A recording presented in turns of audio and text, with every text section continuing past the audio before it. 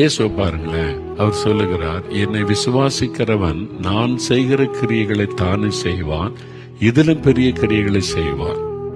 நம்ம என்ன குருவுக்கு மிஞ்சின சிஷியன் ஆயிட்டியானே? நீ என்ன, நீ எப்படி பிசாசு வரட்டுன்ற, வியாதிச சுகமாக்குறன்ற, போப்படாது, அடங்கியிரு.